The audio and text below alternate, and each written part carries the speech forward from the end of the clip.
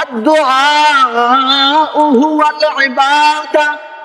নবীজি বলেন, নামাজ পড়া যেমনি ভাবে একটা ইবাদত, রোজা রাখা যেমনি ভাবে ইবাদত, দান সদকা করা যেমনি ভাবে ইবাদত, সত্য কথা বলা যেমনি ভাবে ইবাদত, বিনয় প্রদর্শন করা যেমনি ভাবে ইবাদত। ইবাদত করার পরে আল্লাহ তাআলার কাছে দোয়া করা যে আল্লাহ আমার নামাজে কবুল করো, আমার দোয়ারে কবুল করো, আমার সৎকারে কবুল করো, আমার ভালো কাজরে কবুল করো, নেক কাজকে কবুল করো।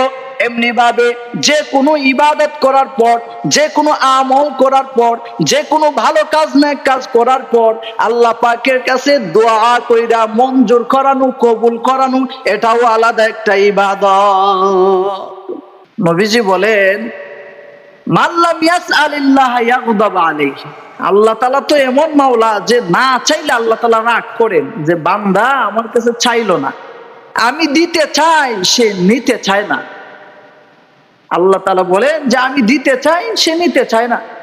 যদি সে নিতে চাইতো তাহলে তো তার জীবন জীবিকা নির্বাহের জন্য, তার সুখ শান্তির জন্য, তার রিজিকের জন্য, তার শান্তির জন্য, ধন সম্পদের জন্য চেষ্টা মেহনত করার আগে আমার কিছু চাইতো, চায় না। চেষ্টা মেহনত করার পরেও চায় না, মানে না, আল্লাহর কাছে দোয়া করার সময়টা তার হয় না। কয়জন মানুষ সারা এলাকায় পাওয়া যাবে যে প্রত্যেক দিন 10 মিনিট 15 মিনিট সময় আল্লাহ তাআলার কাছে দোয়া করে, কান্নাকাটি করে? হ্যাঁ, পাওয়া যাবে ভাই? এরকম পাওয়া যায় না। 5-10 মিনিট দোয়া হুজুরের সাথে করলেই দোয়া লম্বা হয়ে গেলে মনে করে যে অনেক লম্বা দোয়া হয়ে গেছে, কিন্তু আল্লাহর কাছে দোয়া করার সময় মানুষের নাই।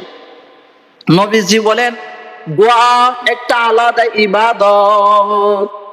আদ-দুআউ হুয়াল ইবাদা।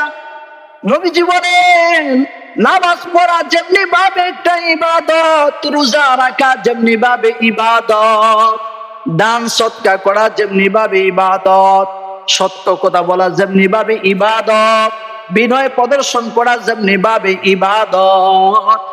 ইবাদত করার পরে আল্লাহ তাআলার কাছে দোয়া করা যে আল্লাহ আমার নামাজে কবুল করো, আমার দোয়ারে কবুল করো, আমার সৎকারে কবুল করো, আমার ভালো কাজরে কবুল করো, নেক কাজকে কবুল করো।